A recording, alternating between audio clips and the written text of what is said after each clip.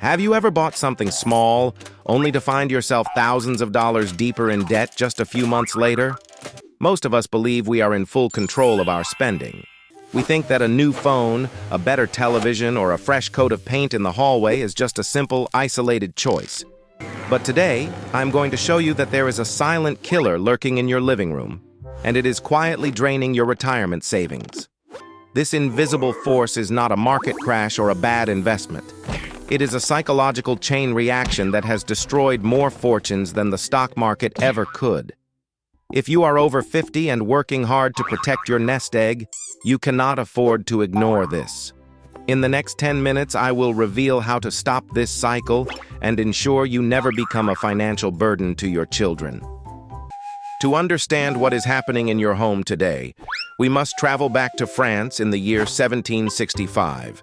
Meet Denis Diderot, a famous philosopher, and a brilliant mind who was, unfortunately, very poor. Diderot lived a simple and happy life in a small house filled with old, mismatched furniture. He sat on a wooden chair, wrote at a scratched desk, and wore an old, threadbare dressing gown. Everything in his world was in balance because everything was equally humble. One day, the Empress of Russia heard of his struggles and offered him a massive sum of money for his library. Suddenly, Diderot was wealthy. The first thing he did was buy a beautiful, expensive scarlet dressing gown fit for a king. He brought it home and put it on, feeling like a new man. But then, something strange happened. As he sat at his old, scratched desk, the contrast between the magnificent robe and the rotting wood became painful to look at. The desk no longer matched the elegance of the robe, so he replaced the desk with expensive mahogany. Then, the mahogany desk made his old rug look like a dirty rag, so he bought a plush, expensive rug from Damascus. The rug made his curtains look cheap, so he replaced the curtains.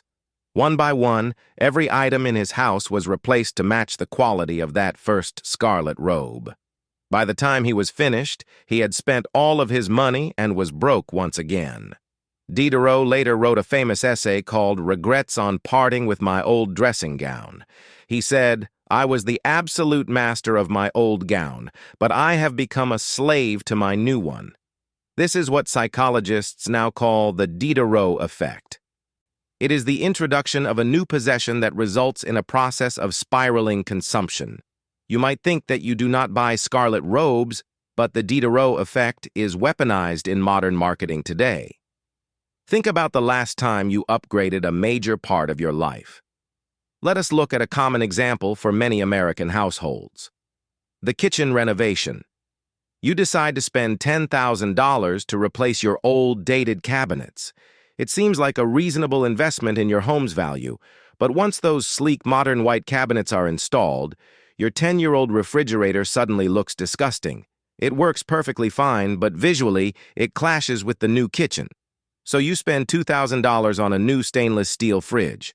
Now the cabinets and the fridge look great, but the old vinyl floor looks cheap and faded next to them. The contrast becomes unbearable to your eyes. So you rip up the floor and spend $5,000 on hardwood. Now your kitchen looks like a magazine cover, but your living room, which is right next to it, suddenly looks like a dump. The old brown sofa looks sad, and the paint looks dull. The kitchen renovation has leaked into the living room, and now you are looking at new furniture and a full paint job for the entire floor.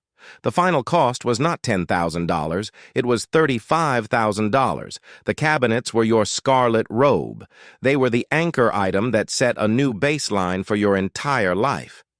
Every other item that fell below that baseline created psychological tension. To relieve that tension, you upgraded everything else until you were broke. This cycle is especially dangerous for those of us nearing retirement. We are often told to fake it until we make it, or that we deserve to treat ourselves after decades of hard work. But if you buy a luxury item before you can truly afford the chain reaction it demands, you are inviting a vampire into your house. A luxury car will demand a better garage, more expensive insurance, and high-end vacations to match your new status. You are not spending money because you want to. You are spending money to maintain a story of who you think you are. This constant need for consistency is what leads many people to retire with far less than they planned. They have beautiful homes and nice cars, but they have no liquid cash to pay for their health care. They are asset-rich, but income-poor. They become curators of a museum instead of residents of a home. So, how do we break this psychological pattern that is hardwired into our brains? The first strategy is to predict the chain reaction before you make any purchase. Before you buy a new car or a new home, ask yourself, what else will this item demand? If you buy a high-end camera, will it demand expensive lenses, a faster computer for editing, and a professional storage bag? Write down the full system cost, not just the price tag on the shelf. If the item is $500, but the system cost is $2,000, can you really afford it? If the answer is no, do not buy the anchor item. The second strategy is the buy one, give one rule. The Diderot Effect thrives on accumulation. To stop the spiral, you must cap your inventory. If you buy a new pair of shoes, an old pair must leave the house. If you buy a new kitchen appliance, the old one must be donated or sold. This forces you to value what you already have and prevents you from building a shrine of possessions. The third and most powerful strategy is to practice strategic downgrading. Sometimes the only way to reset your financial baseline is to deliberately choose a humble path. Drive a car that is slightly older than what you can afford. Wear a watch that is simple and functional rather than a status symbol. When your anchor items are humble, you feel zero pressure to upgrade the rest of your life. If you drive a simple truck, nobody expects you to wear a $2,000 suit. This gives you an incredible amount of freedom. You can wear comfortable clothes, you can eat at simple restaurants, and you can keep your money in the bank where it belongs. A low-maintenance identity is the most profitable asset you can ever own. It allows you to stack cash and grow your wealth while everyone else is busy servicing their debts. We must remember that consumerism is designed to make us feel incomplete. It wants us to believe that we are just one purchase away from happiness.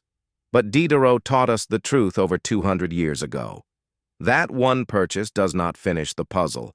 It simply resets the board and forces you to start over. Real peace of mind comes from knowing your future is secure. It comes from the grace of being content with what you have. You have worked too hard for your money to let it be stolen by a psychological trick. Do not be a slave to your robe. Be the master of your life and your financial destiny. If this message has helped you rethink a purchase this week, please share your story in the comments. Let us build a community where we value freedom over furniture and security over status. Thank you for listening, and remember to protect your blessings every single day. I will see you in the next video as we continue to explore the path to financial sanity.